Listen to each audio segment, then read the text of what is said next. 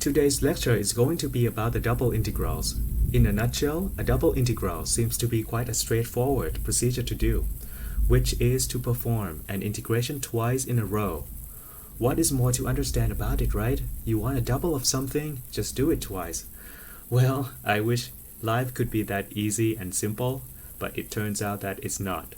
It turns out that the calculations for the double integrals can become surprisingly confusing and frustrating, especially if you don't fully understand the concept of the integration domain.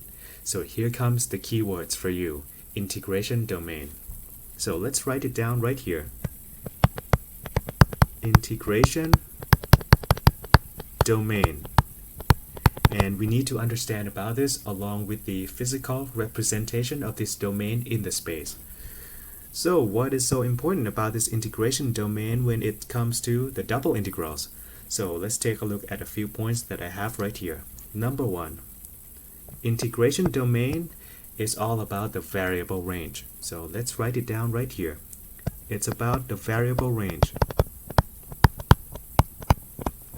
that you perform the definite integration on. Okay, so it's going to be the range for definite integrals. So we are talking about integrals with exact boundaries. We know where it starts, we know where it ends, because this is definite integrals, not the same as indefinite. Okay, so that is the first point about this integration domain. Now let's take a look at the second point. Integration domain is specified by the values you put at the integration sign. So if you want to know anything about the integration domain of your integral, you need to look at the integration sign. Okay, so let's write down right here, specified by values at integration sign, or you can call it integral. Integration sign. Alright, if you want to know about this domain, you know where to look for. Okay, that's it. That's all you need to know at this point about this integration domain. Now let's take a look at some examples of those in different kind of integrals. I am going to start with the single definite integrals, and that's going to be related to what we learned in Cal 1. So let's start with single integral. Right here on the left hand side, this is going to be single first. Alright, single definite integral. This is from Cal 1, so it shouldn't be too hard to start with this. Okay, so let's start with this single integrals. And since this is single integrals, we are going to perform that on the single variable function. Let me fix this one, I don't like it. Okay, so we are going to start with the single variable function, f of x. Okay, and we want to perform the integration on this function once, and here comes the integration sign. When you perform the integration, you need to perform with respect to the variable that you have. So here we have one variable x, so of course this has to be performed with respect to x. Okay, and not just that, we are looking at definite integral, which means that we need to specify the starting point and the end point for this integration. So why don't I set the starting point to be x equal to a. Alright, x equal to a, and ends at x equal to b. You can choose other variables for that. X equal to b.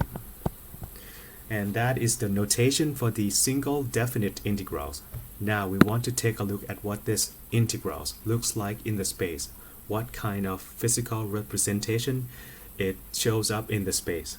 Okay, so we want to take a look at this in the space. So why don't we try to draw this in the graph? So I'm going to start with this graph right here on down here. Okay. Okay, so we have this graph y-axis and x-axis, and I'm going to start with the curve of fx. Always in single variable function fx is going to show up as a curve. Alright, now let's put all the information that we have into this graph. Alright, we have this. Let's assume that this point is x equal to a, and assume that this point is x equal to b. Now, back in Cal 1, we learned that the definite integral that we look at right here corresponds to the area under the curve, right? This thing that we are looking at right here is going to correspond to the area under this curve, but it has to be over the x-axis as well. You don't go below this x-axis. And since we have this starting point for x and b, we have this left and right boundaries. So left starts at x equal to a, and right ends at x equal to b. And there you go. We have this physical representation of this single definite integrals in the space. And it shows up as this region under this function curve over this x-axis. Now let's put this into words. All right. So this is the physical representation of this definite integrals. It's going to be area. Definitely area, something in 2D. Okay, and it's going to be area under the curve of fx. Under curve of fx. All right, and not just that, it has to be above x-axis too. As you can see here, we have this region above x-axis, so don't forget about that. Above x-axis. And not just that, we have the left and right boundaries, so you need to include that in the description. Over the range of the x variable. Over the range of, okay, this is range of x variable. And that's it. We have this just description, physical description of this definite integrals in the space. Now we want to extend this to explain about the shape of the double integrals. But before that, I want you to take a look at this, the range of the x variable that we have in this graph.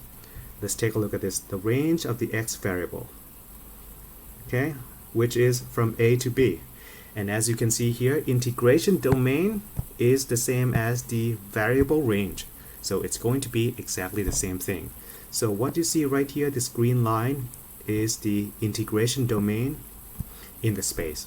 And this is for the single variable function. Integration domain. But this time around, it's just a line, right? So this one is for single variable function or single integrals. And as you can see here, this can be visualized as the base or the floor of this region. I'm talking about this region. And this green line that I just highlighted, it looks like it's the base of this region. So you can put a description right here that it looks like a base or the floor of the region. Alright, now let's try to extend this description and everything that we have right here to double integrals. So once again, it's going to be double, and it has to be definite. We want exact boundaries in this integrals. Definite integrals. Okay, and let's put underline right here to remind ourselves that we have exact boundaries. Why don't we start with the notation for this double integrals? Once again, when you perform double integrals, you need to keep in mind that you need to apply it to a multivariable function. You don't apply double integrals on a single variable function. It doesn't make sense. So you have to start with the a multivariable function, and I'm going to use a function of x and y for now. This can be extended to include 3 variables like z later, but for now let's stick with x and y. And since this is double integrals, we are going to perform integration twice on this function. So integration twice on this function, and just like before, we have to perform the integration with respect to the variable that we have. And here we have 2 of them, which means that we need to integrate with respect to both of them, x and y. Alright, so there you go. We have this notation for this double integrals. And the next thing we want to know is the description of this physical representation in the space. We want to do the exact same thing, but except that the drawing is going to be hard, so I am going to extend what we had so far, physical meaning of this, by using the one that we had up here. I am going to use this one up here and extend it to describe the double integrals, the physical shape. I am going to extend everything that I have right here and add an extra dimension to every term. So I am going to start with this first terms right here. This one is area under the curve of fx. And now I am going to put extra dimension to every word right here. Area becomes volume. It's going to be the volume. Now under, still the same, under. Now we have this curve. You add one more dimension to a curve, it becomes a surface. So you have volume under surface of, this time around, not just fx, we have f of x and y. Of f of x and y. Okay, let's continue. It has to be above x-axis. Now we have y too, so this time it's going to be above xy plane. Above xy plane. You add one more dimension to the axis, it becomes a plane. Now, last one, over the range of x variable. So you add one more dimension to that, it's going to be over the range of x and y variables. Last one, over the range of x and y variables. Okay, not bad, right? And if you want to see the shape of that, you can look at the figure on the right hand side, but I'm not going to talk about that right now. Let's stick with the word description that we have right here, and let's focus on this range of x and y variable. Okay, let's take a look at this one, and as you can see here, range of x and y variable, it's going to be the same as this, right? Variable range for the integrals, which means that this is basically integration domain. So you can make a note right here that this is integration domain. And we usually use R for this double integrals. So we use this R right here to stand for the range of x and y variables for the double integrals. And as I told you, this has to show up at the integration sign. Number 2 right here that I mentioned earlier, which means that this R right here has to show up at this integration sign right there to specify the range of x and y that we want to perform the integration on. So we just added R right here to complete the definite integrals, double. Okay, now in terms of shape of this R, okay, so we are going to try to explain this R in terms of shape in this space. So R, let's try to explain about this R. And we are going to use this definition we had earlier. Okay, this one. So before we have this to be the base or the floor of the region. Now it's going to be about the same thing. Base or the floor again, but this time we need to add one more dimension to the region. It's going to be volume. Base or floor of the volume. Okay, of volume.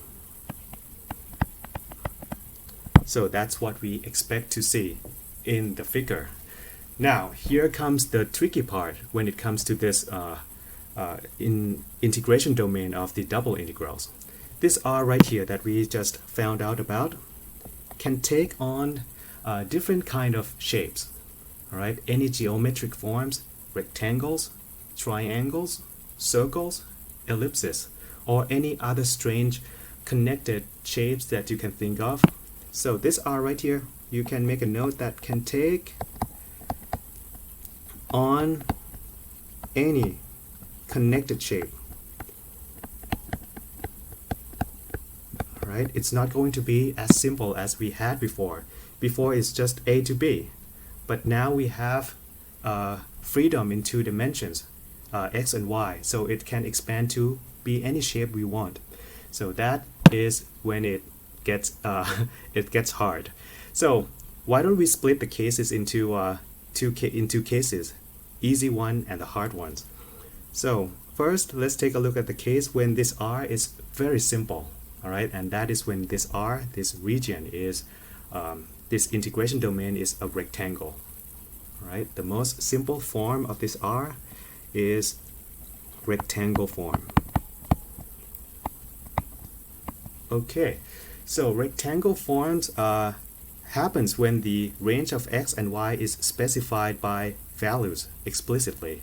So let's take a look at this. Rectangle form of R can happen when you have this x. You specify the range of x to be something like this, x to be from A to B, all right, and maybe y from C to D. Now let's take a look at if this can give us the rectangular shape of the base. So x from A to B, let's take a look at the figure on the right hand side. This is x-axis right here. I am sorry about the space, and y-axis right here, and z-axis right here. Now x is allowed to be ranging from A to B. So it's going to be this. X from A to B can be anything.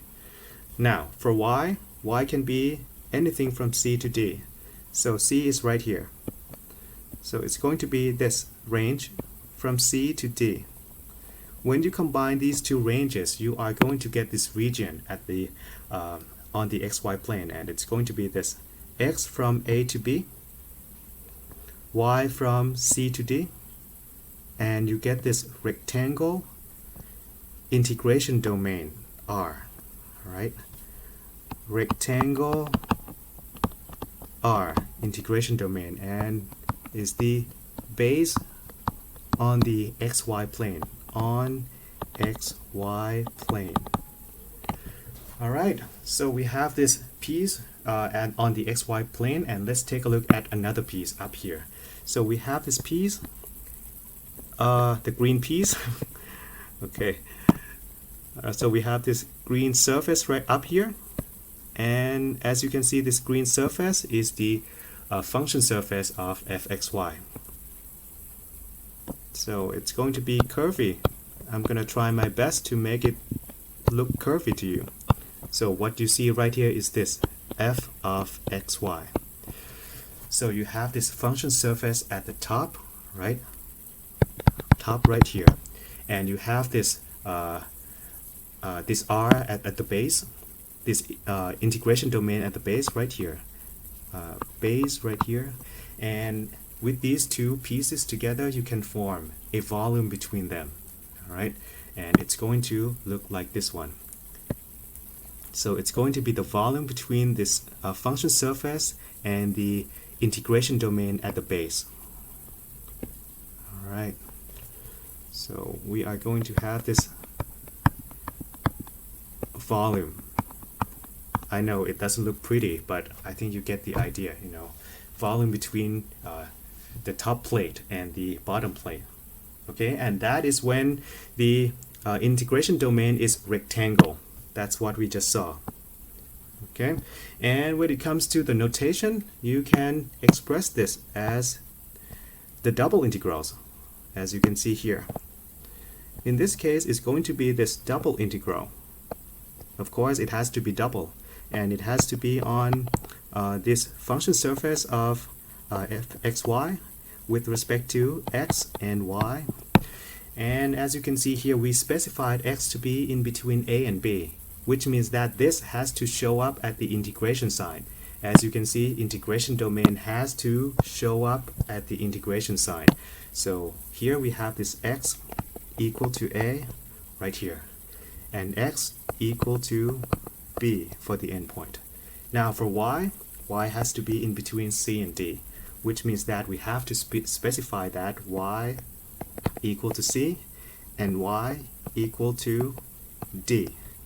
When you see this form, you know right away it is rectangular integration domain. Okay. Now, R, as I told you, can take on other shapes that are not rectangles, and that is the second case. You can make a note right here that when it's rectangle, your integration would become quite easy to do. All right. I'm going to put a note right here. This should be easy, but we have another case as well when it's non-rectangular, and I'm going to call that a general form. So second case, we are going to call that a general form. Okay. In other words, this is non-rectangular. Okay, non-rectangular.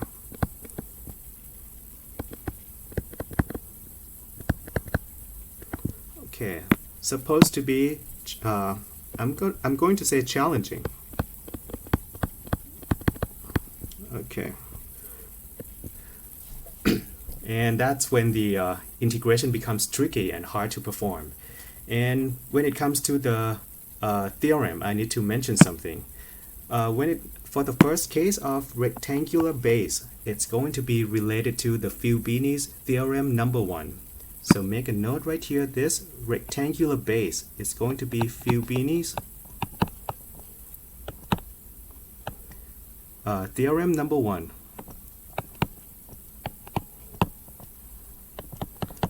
Alright, and if we work on the general form, we have to rely on another theorem, and that's going to be the Fubini's theorem number 2. Okay, let me fix on this. Fubini's. Okay, so for this general form, I am going to put this right here. It's not going to be as simple, so I'm going to put just R right here. fxy dx dy. We don't specify x value and y value explicitly here, so we are going to leave it as just R, general form. So for this one, it's going to be Fubini's theorem number 2. It's going to be a little bit more challenging for this number 2, but we are going to learn about that later. Number 2. Okay, now before we move to the next slide, let's include the idea of Riemann sum into this figure that is already messy. So I want to add this idea of Riemann sum.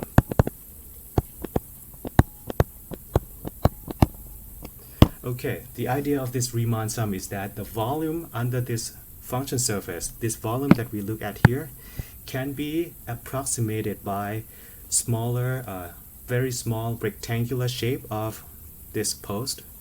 I'm going to try my best to highlight that again. We want this volume under the surface over this integration domain. But in order to find that, we can rely on the approximation by using this three-dimensional rectangle. And what you see right here, this blue rectangles right here, 3D, we call it cuboid. Okay, so it's basically rectangle in 3D. Cuboid, 3D rectangle. Okay, so let me highlight this. We are looking at this post, okay, and we are going to take a look at the volume of this post really quickly. As you can see here, this post goes from the base to the function surface, which means that the height of this post, all right, this is going to be challenging. Height right here. Height is going to be equal to the function surface itself. It's going to be equal to the function of x and y. Alright, so we are talking about the height of this post. Now, what is important is the base of this post, of this cuboid, right here. I want you to pay attention to this base of this cuboid right here, down here. The base right here, and we want to know the area of this base.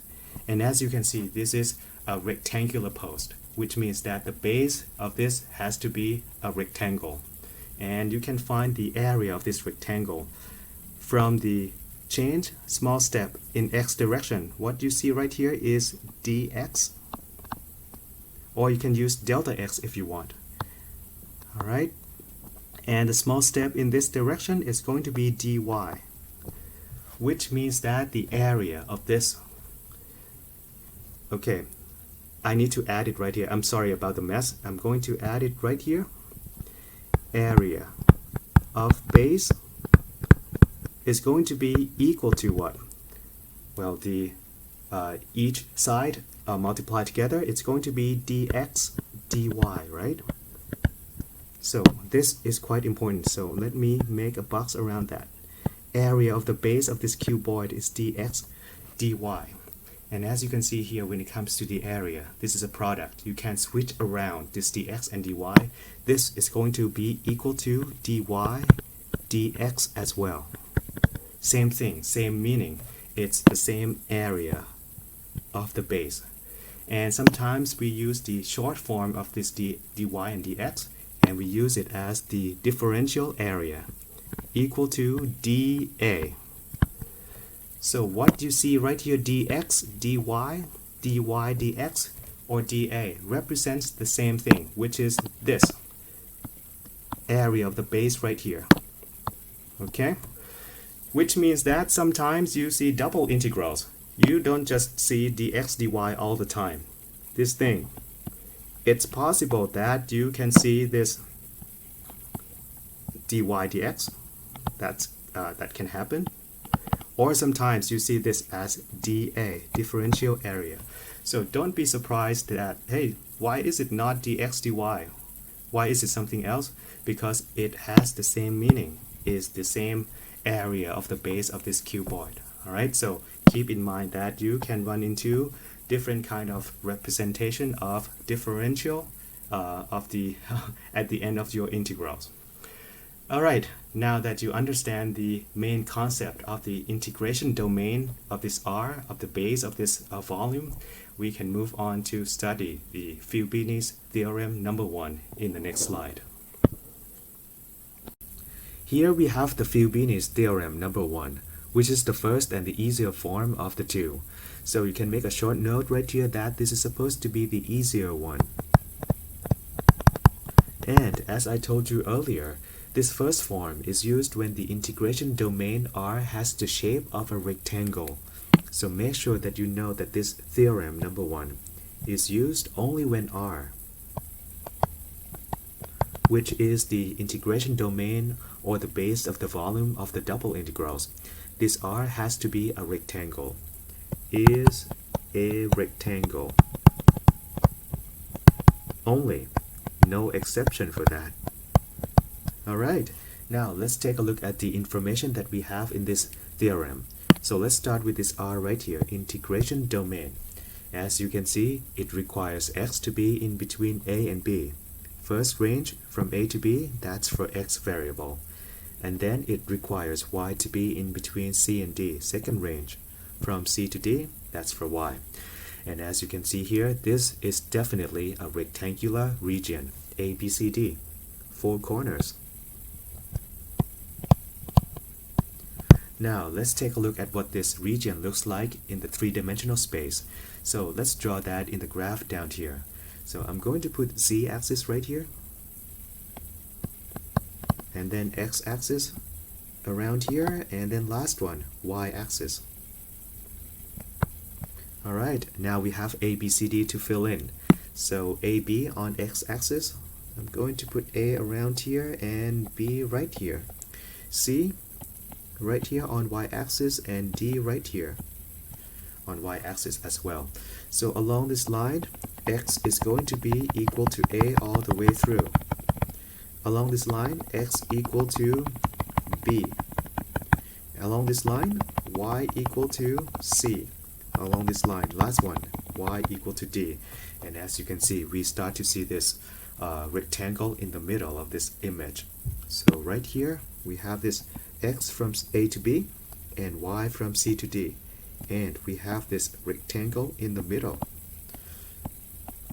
Okay, so what you see right here is the integration domain of this double integral. So this is the R that we want to see.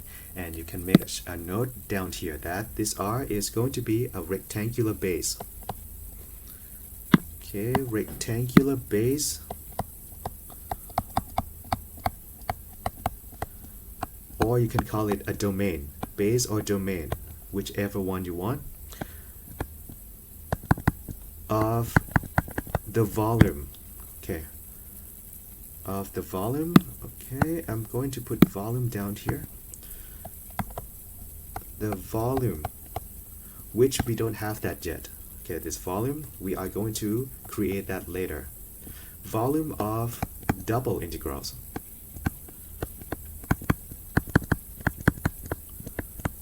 As of now, we only have this base of R. We don't have the top surface. We are going to need that in order to form this volume. And to find this top surface, it's going to be about this function of fxy right here. Function of xy right here at the top. And we are going to draw this inside this graph.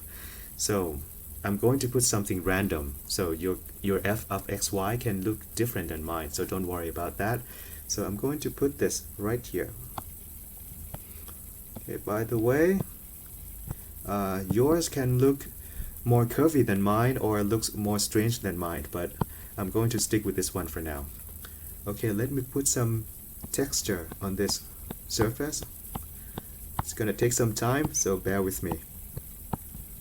Alright, okay, now we need some curvature along this y direction. Okay, I think this should be good enough. Alright, so what you see right here is the function surface of the function of fxy. So there you go, we have the base at the bottom and we have this surface at the top, and we are going to create a volume between them, between the base and the top surface. So I'm going to start with this corner of this R right here. Integration domain, I'm going to go straight, go up straight and stop right there. And this corner, go up straight and maybe stop right there. And for this one, I'm going to go up straight and right there, and last one right here. Now that I have reached the function surface, I can connect them together. So maybe along this line, this curve, alright, along this line, along this curve, and last one. So there you go, we have the top surface of this object, of this volume. And it's going to be the same surface as the function surface, only a portion of that. So there you go, we have this object, and we want to know the volume of this object. We want to know the volume of this one. And we can find that from the double integrals, and it's going to be related to the formula inside this theorem. So let's take a look at this formula right here. It's going to be the formula we use to find the volume of this object that we just created. So what we see right here is a double integral. Definitely, right here, double integral. And we are going to perform that on a multivariable function, f of xy. So it's going to be the green surface that we just drew, and it's going to be over the integration domain of R. Now let's remind ourselves that this R right here is supposed to be a rectangle in this theorem. Has to be rectangle. Alright, now we are going to perform this integration with respect to this differential area. Okay, this differential area. We talked about this in the previous slide, that this differential area is going to be this tiny area of this I'm going to say a rectangle at the base of this volume. So let's magnify this. I am going to magnify this. Okay, I hope you can see this. Let's magnify this. And it's going to look something like this. Okay, so what you see right here is the tiny rectangle in the integration domain. I just pick one piece out of that. And the area of this is dA. That's it, dA. But it turns out that we can add more information to this tiny rectangle, which is that the step on the x direction is going to be this dx right here. The length on this side is going to be dx, and the length on this side is going to be dy, which means that dA right here is going to be equal to the product of these two, dx, dy, and also equal to dy, dx. Same thing, same area of this.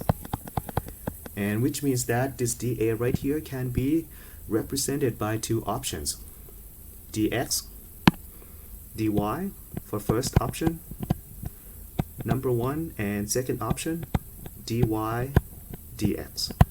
And that's why we have two variations for this formula right here in this theorem. First one right here, number one, dx, dy. So this is the first variation of this formula, with dx first and then dy later. And then we also have the second variation right here, dy, dx.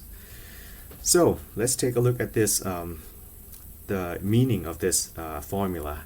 So we have two variations, and as you can see, these two variations correspond to the same volume in the space, right? We are talking about the same R right here, same base, and same top surface function of fxy.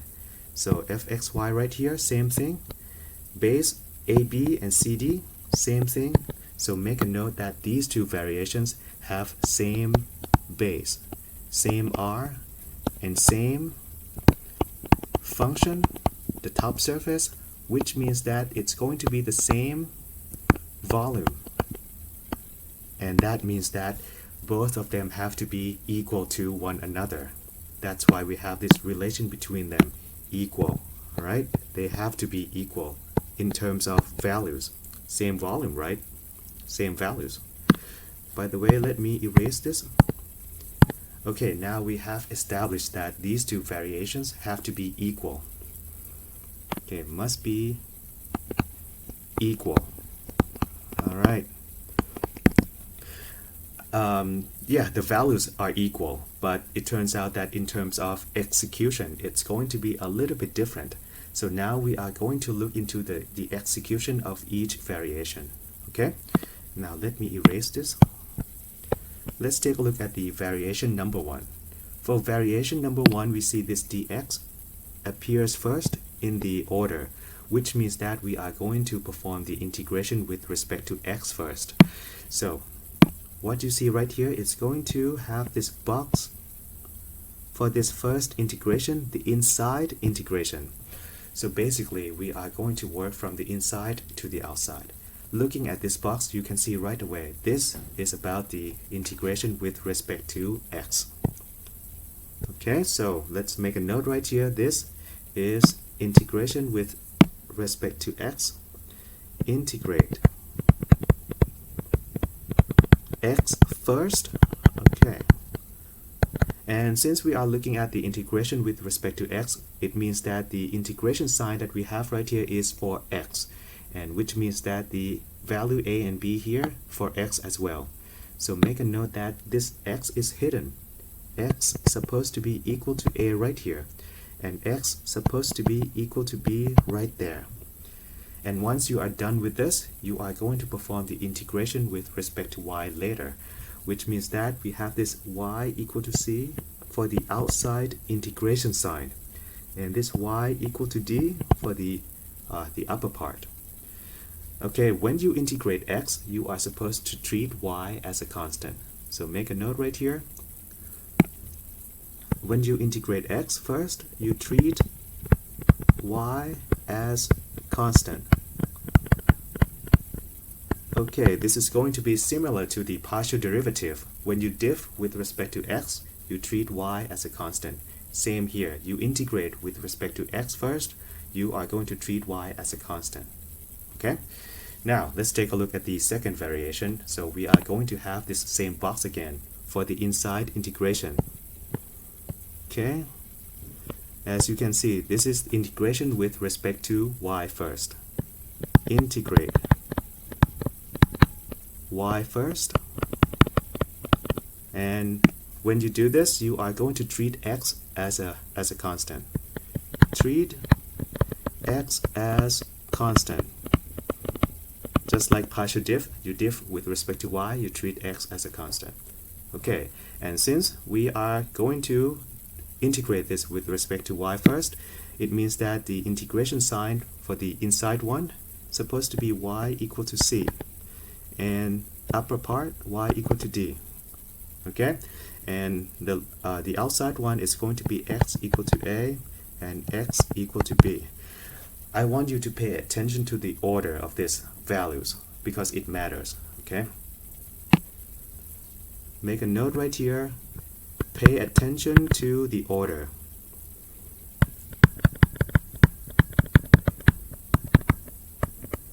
Order of integration. Alright, now that we see the two variations of this theorem, let's take a look at the illustration of the flow of the execution of these two. I know that the values have to come out to be the same, but in terms of flow and the meaning, it's a little bit different. So let's take a look here. I'm going to talk about the first variation right here. Number one, first variation. So let's draw this integration domain in the space. Alright, so this x and y right here. So x spans from a to b, right? So it's going to be from a right here to b, and y from c to d. So we are looking at the integration domain with the shape of this rectangle right here. I'm going to use red again. Okay, so we have this region that we have to perform integration on, right? The same thing. Let me put the texture on this one. Now let's take a look at number one, variation one. And variation one, we are going to perform the integration with respect to x first, and then y later. So it's about this dx dy. Integrate with respect to x first, it means that we are going to sweep the x variable first. We are going to sweep this x variable. So we are going to do this. Sweep the x variable. Once we are done with this, we are going to go with the y-axis. So we are going to integrate y later, and it's going to replicate this shape again and again until we cover all the region, the whole region. Okay. Alright. So you can make a note here that for dx dy we sweep x first. In other words, we sweep horizontally. This might come in handy later, this kind of visualization. So for this one, it's about sweeping horizontally. So let me fix on this one. This is too small. Okay, sweep horizontally first. Alright, so it's about sweeping the x value first. Now let's take a look at the variation 2. 2, it's going to be dy and then dx. So we are going to integrate with respect to y first. So we are going to sweep y variable first. So same integration domain again, same graph, x and y. And we have this a right here, and b right here, and c right here, and d right here. Okay, let me fix this one really quickly to make it closer to what we had before. So b right here, and there you go. So we have the same region, integration domain, and we are supposed to cover all this whole region. by sweeping. Alright, this time around we are going to integrate with respect to y first.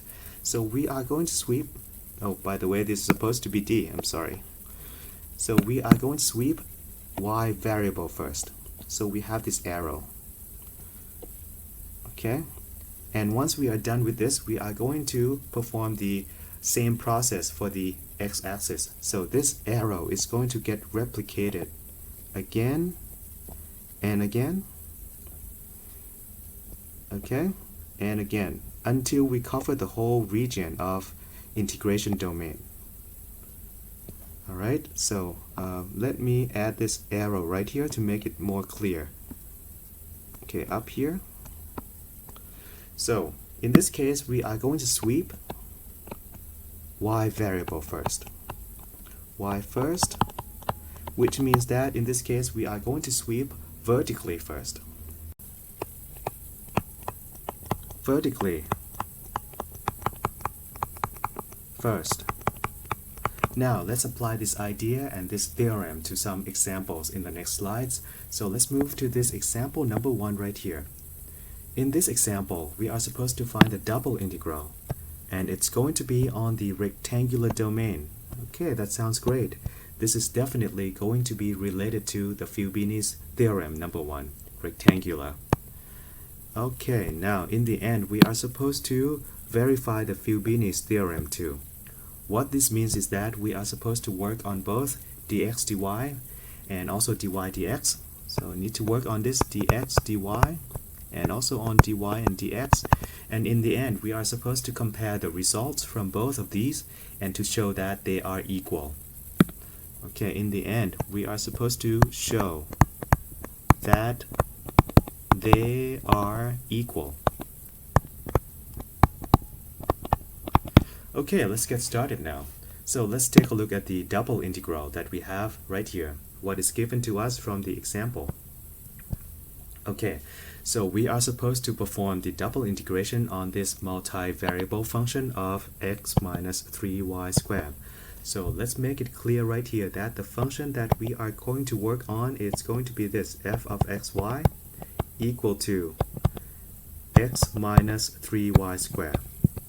Alright, and now we are supposed to perform the double integration on this over this domain R, which we don't know what that is yet, but we know so far that it has to be rectangle. Okay, so let's take a look further about this R. So at the back of this problem we have this 0 to 2, this range, and also 1 to 2. What this means is that this is going to be the range for x variable, starting from 0 and ends at 2, and this one is for y. Okay, so there you go, we have the rectangular region at the base, and that is for R. And now we are supposed to work on both dx dy and dy dx, so I'm going to split the screen right here, right in the middle. Okay, right in the middle, and I'm going to work on dx dy on the left hand side. This one is going to be for dx dy, and as you know, with this order I am going to integrate x first, and then y later. And for the other one it's going to be dy dx, and for this one it's going to be the other way around. We are going to integrate with respect to y first and then x later. Okay, why don't we start with dx dy right here. The first thing I'm going to do is to complete the integration sign. Right now we have this r and we don't know what that is, so we are going to put numbers into this integral sign. So we have this double integrals, 2 of them, and it's going to be on this function x minus 3y squared. Alright, and this one is going to be dx and then dy. Okay, as you know, we are going to work from the inside to the outside, which means that the integration sign on the inside has to be for x values. So this one, this integration sign, the inner one, supposed to be for x, which means it must have the x values in it, and it has to be this 0 and 2 x value. So this x starts at 0 and ends at 2. Okay, And for the outside integration sign, this one, it's going to be for the y variable. So we are supposed to put this 1 and 2 there. Alright, 1 and 2. So do not mix these up because it's going to mean different things. If you put 0 and 2 outside, that's going to be for y instead of x. So make sure that the order is correct. Now, we are going to proceed by performing the integration from the inside. So we are going to work on this one first, the inside integration, this box. And as you can see here inside, we are going to work with x variable. So we are going to integrate with respect to x first, with respect to x, and in this case we are going to treat y as a constant. Treat y as constant. This is similar to the partial derivative when you diff with respect to x and you treat other variables as a constant. Alright, this time you integrate x and treat y as a constant. Same thing. So let's work on this term by term. I'm going to integrate this x right here with respect to x. Of course, this one is easy. It's going to be x squared over 2 minus, I need to integrate this with respect to x. 3 is going to get treated as a constant. Y is going to get treated as a constant, so the whole term right here is going to be a constant. Integrate a constant with respect to x, I get the same thing, 3y squared, with x showing up at the end. So there you go, done for the first step. And I'm supposed to evaluate this at two values of x because this is a definite integral. X equal to 2 and x equal to 0. And don't forget that we still have the other integration sign to be done later, right, with respect to y. So for this one, y from 1 and ends at 2. Now let's put these two values in. Evaluate this at x equal to 2. That's going to be 4 over 2, that's going to be 2. 2 goes in for the back term, it's going to be 6y squared. Minus 6y squared. So that is the first value, x equal to 2 minus x equal to 0 goes in. This first term becomes 0. 0 goes in. Once again, we have 0. Okay, so this is going to go to 0, and we are supposed to integrate this. Okay, let me change the color right here. It's supposed to be blue. Okay, from 1 to 2 once again. And this is supposed to be with respect to y. So let me clean this up. It's going to be this. Oh, by the way, let's put equal sign in the front. Equal to integrate from 1 to 2. Alright, so what we have left right here is just 2 minus 6y squared. Integrate this with respect to y. Well, this is easy stuff, right? We have done this a lot in Cal 1, so this shouldn't be a problem to you. So let's integrate this with respect to y. This is going to be, first term, it's going to be 2y. Minus, integrate y squared. It's going to be y cubed over 3. 3 cancel with 6, I get 2 right here. 2y cubed, and that's it. And in the end, we are supposed to evaluate this at two values of y equal to 2 and y equal to 1. So what do we have here? 2 goes in. We have 4 minus 2 goes in, becomes 8. 8 times 2, it's going to be 16. So 4 minus 16 minus the other value of y, 1 goes in, 2. Another one goes in, it becomes 2 as well. So this one goes to 0. So in the end, we have this minus 12 as the final answer for this double integration with respect to x first and then y.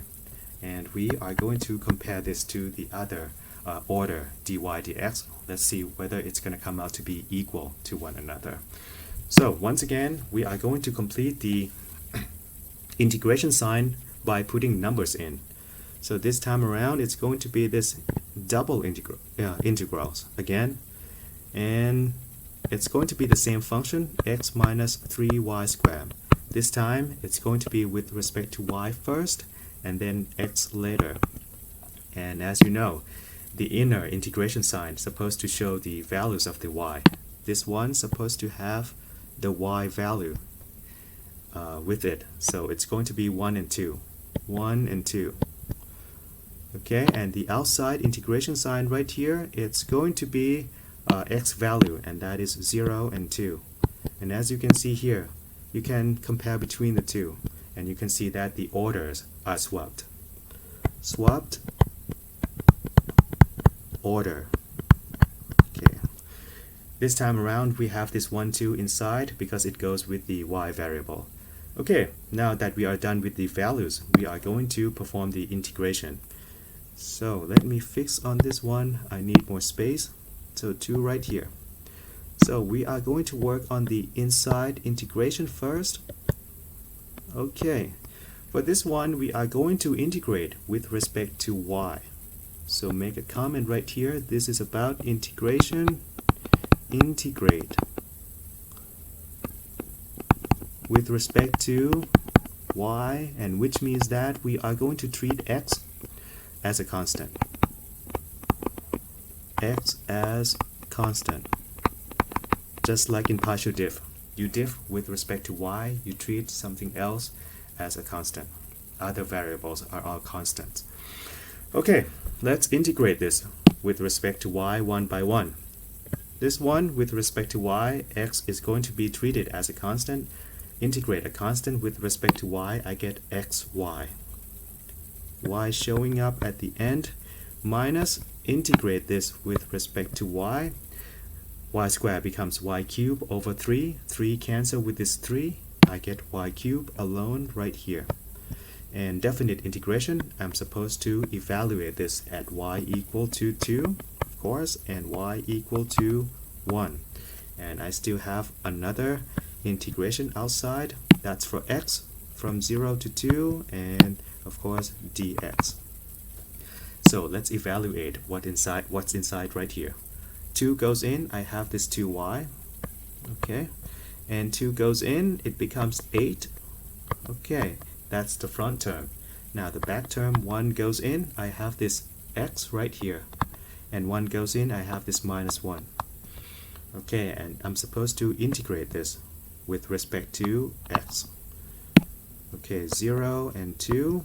Now let's combine all these terms. Oh, by the way, I make a mistake. I'm sorry. This is supposed to be 2x. So 2x minus x, I have this x right here. X alone, have this equal sign. And minus 8 plus 1, it's going to be minus 7. And we are supposed to integrate this x minus 7. Alright, with respect to x. Easy stuff. Okay, this is going to be equal to, alright, x squared over 2 minus 7x, right? And evaluate this at x equal to 2 and x equal to 0. So this is equal to 2 goes in, it becomes 4 over 2, that's 2. Alright, and 2 goes in, it becomes minus 14. And minus 0 goes in, of course 0. 0 goes in, once again 0. So back term right here, once again we have this 0. So in the end we have the same values, minus 12. Okay, for this dy and dx. So we have shown that the Fubini's theorem is correct. Dx dy or dy dx, it's going to come out to be the same. Alright, now the question is why the volume that we talked about is negative right here. Don't forget that the volume that we talked about has to be above the xy plane. Since we have this minus sign, it means that the majority of this object, of this volume, is going to be under the xy plane. Okay? You can make a note right here, negative, because under xy plane. So don't forget, don't be surprised that sometimes you get this double integrals coming out to be a negative value. Okay, let's move to example number 2 right here. In this example, we are supposed to find the volume. Alright, this time around, this is going to be volume instead of a straight-on double integral. and it's going to be the volume of the region bounded above. Okay, bounded above, when you see something like this, it means that we are going to get the information about the upper surface. So make a note right here that this is going to be about the upper surface of this volume. And it's going to be bounded above by this elliptical paraboloid, and we have this equation z equal to 10 plus x squared plus 3y squared. What you see right here is a function of two variables, f of x and y. And then later on, this function value got assigned to this z variable later. Okay, so it's just a function of two variables, and of course, this kind of thing, it's going to be a surface in 3D space. Surface in three-dimensional space. All right, so there you go. We have this upper surface function right here. Now, this volume is going to be bounded below right here. Bounded below, this bounded below is going to be about the base of this volume. So it's going to be about the base right here. And the base is going to be a rectangle. That's good. We want a rectangular base. And this rectangle has this range 0 to 1 for the first range and 0 to 2 for the second one. And by now we know that the first one is going to be for x variable and the second one for y variable. Alrighty. Now let's combine all these informations and try to depict this volume in the space. And we have this figure on the right hand side, so let's take a look here. First, let's work on the base of this volume. Bounded below by this rectangle of this range x from 0 to 1. So let's take a look here. X from 0 to 1 going to be this. And y from 0 to 2 is going to be this 0 to 2. And there you go, we have this rectangular base for this volume. Alright, and later on this is going to be the integration domain of the double integral. Alright, so this is the base, and there you go. Now let's take a look at the upper surface. Upper surface is going to be this right here, and it's going to be about this function right here of 10 plus x squared plus 3y squared, and it has been plotted right here for this green surface. This one right here, this one is function of x and y, and this is the shape of that. Okay, a little bit curvy, some curvature along the surface. Alright, now that we have the surface at the top and the base at the bottom, we can form this volume between them. So starting with this corner, alright, and this corner, and this corner, there you go, we have this volume between them. Okay, now the question is, what is the volume of this object we are looking at right here? And by now we know that we can use the Fubini's theorem number 1 in order to find this. Okay, so back to Fubini's theorem number 1, we are going to find this volume from the double integral over this integration domain R, which I am going to leave it as R right now.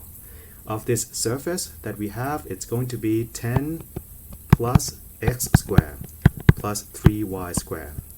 Alright, with respect to the differential area, dA. Once again, dA is the area of a tiny piece of rectangle in the base. Okay, so this, once again, this is dA. And when it comes to dA, I have the options to choose whether I want dx, dy, or dy dx. So with this dA, it could be either dx, dy, which means that we integrate dx first, or you can choose this dy dx. Either one is fine for this Fubini's theorem number 1. What about I choose this dy dx just for fun? Oh, by the way, you can make a note right here that pick one that you want. Either one is fine. Alright, I have chosen dy dx, so I'm going to go to complete this integration sign. So volume is going to be equal to the double integration, right? Same function, 10 plus x squared plus 3y squared. dA, I have chosen it to be dy dx. Alright, and now I know that the first integration sign, the innermost, this one right here, this is going to be for y value, and y value has this range 0 to 2. So 0 to 2 into this first integration for the inside one. Now for the outside integration sign, this one is going to be for the x value, and x value ranges from 0 to 1, so I put 0 and 1 right here. And now all I need to do is to perform the integration twice, starting from the inside one and then proceed to the outside one. Once again, I start with this inside integration. Alright, so let's work on this box. This box we integrate with respect to y. So let's make a note right here. This is integration with respect to y only. Alright, which means that we are going to treat x as a constant, which means we treat x as constant. This is just like what we did in example 1. Alright, it's like a repeat all over again. So let's do that. Let's integrate this with respect to y.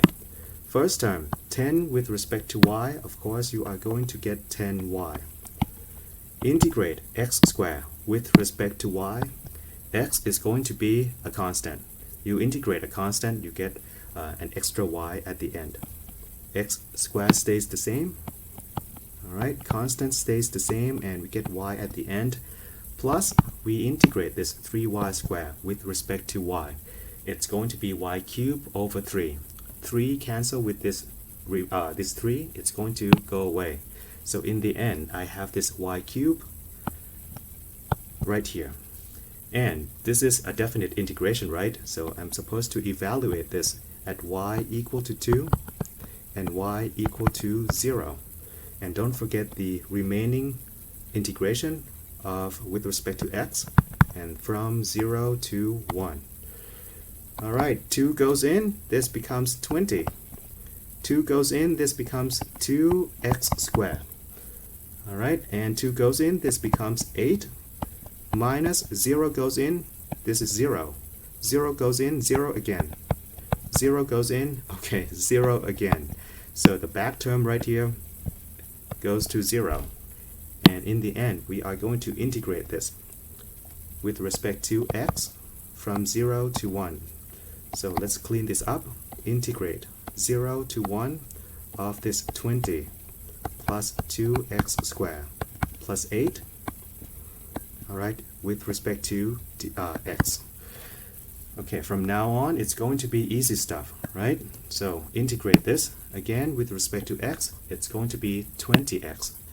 Okay, I need to save some space. It's going to be 20x. Integrate this with respect to x. It's going to be plus 2x cubed over 3. Integrate this with respect to x. It's going to be 8x. Right here, 8x. And we need to evaluate this at x equal to 0 and x equal to 1. Alright, x equal to 1 right here and x equal to 0. So 1 goes in, I get this 20. 1 goes in, again I get 2 over 3. 1 goes in, I get this 8. Alright, and then 0 goes in. Of course, 0 goes in, this becomes 0. This one also 0 and 0. So this one doesn't matter here. So I can just ignore that. So in the end, I am going to get this 28. Alright, 2 over 3. Or you can say that this is equal to 86 over 3. 86 over 3 as the final answer for this example.